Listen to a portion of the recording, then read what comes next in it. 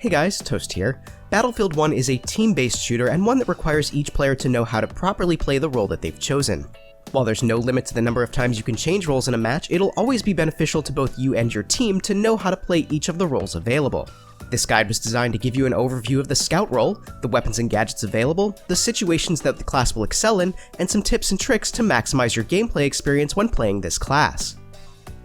The Scout class was designed to do exactly as the name implies, scout out an area and alert your teammates to potential dangers around them. They're the quintessential long-range class in Battlefield 1, and keeping your distance from the enemy and your position uncompromised are the keys to success within this class.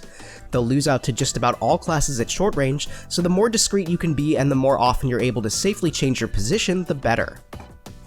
As expected, the Scouts are equipped with long-range bolt-action rifles similar to the Recon class from Battlefield 4. These rifles are devastating at long range and are one-shot headshot kills at all ranges.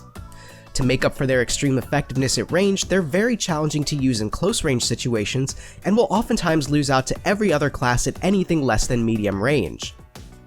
Similar to Battlefield 4, your unlocks for the class are based on your class rank, not your overall rank, so you'll need to play with that specific class in order to unlock weapons and gadgets for that class. Let's take a quick look at the 4 weapons available in the beta. Now, in order to designate the rifles as weapons of choice for long range, DICE has actually made it so that their highest damage doesn't kick in until 20 to 15 meters out from the target. This makes short-range hip-firing or quickscoping very ineffective. The Russian 1895 is your classic sniper rifle. It's designed for long-range engagements and is a powerhouse at its optimal range.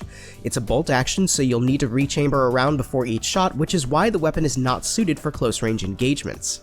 A body shot will not kill a target at most ranges, so you'll really want to pay attention to those headshots. This rifle also has a very high bullet velocity, meaning that you'll need to lead your target less with this rifle than with others. However, it does not hit its optimal damage until 40 meters out.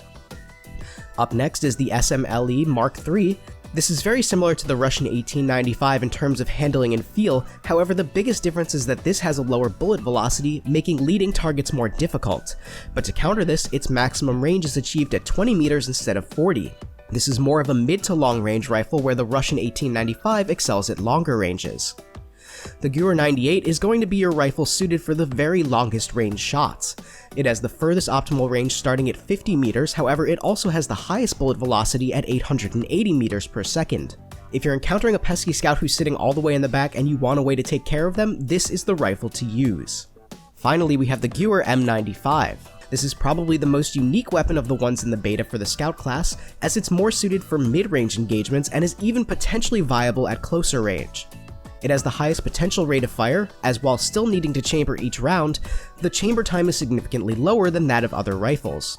Also, unlike the other rifles, this weapon's highest damage is from point blank up to 20 meters, and it then slowly tapers off to its minimum damage at around 120 meters. As for gadgets, the class focuses on pinpointing enemy locations as well as at the very least helping to take out some armor in the game. The first gadget is the flare gun. Now there are 2 types of flare guns, Spot and Flash.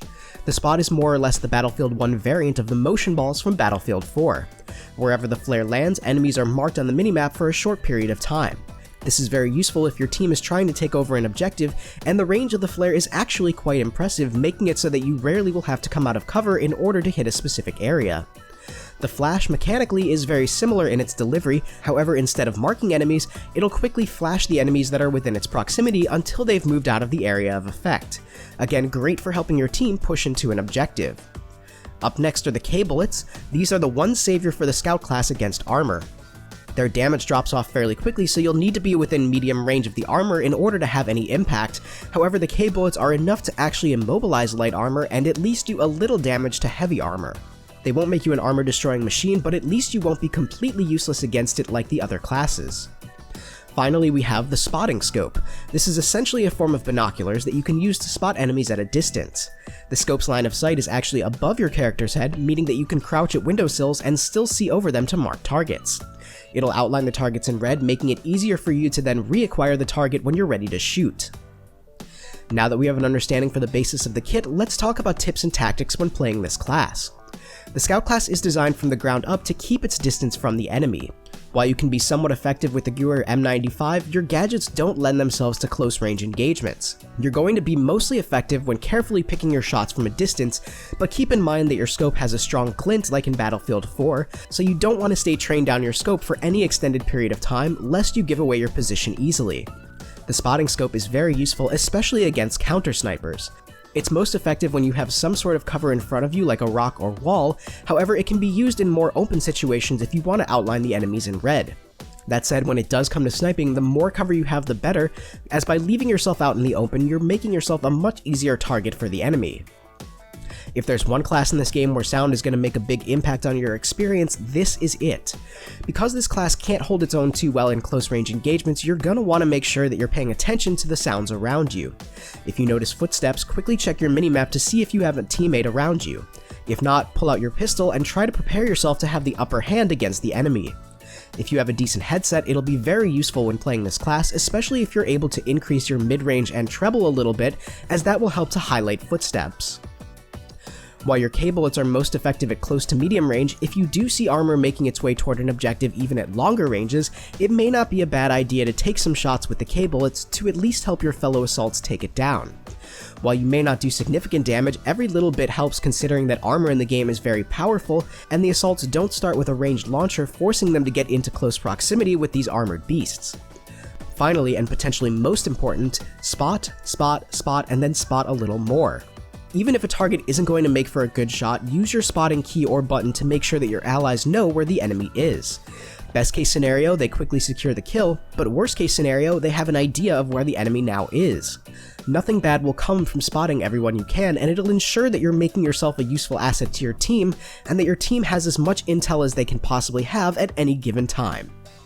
But that's going to do it for today's video. I hope you guys enjoyed. Let me know in the comments if this guide was helpful to jump into Battlefield 1 as the Scout class.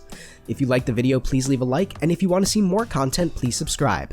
Thank you guys so much for watching. This is Toast, and I'll talk to you soon.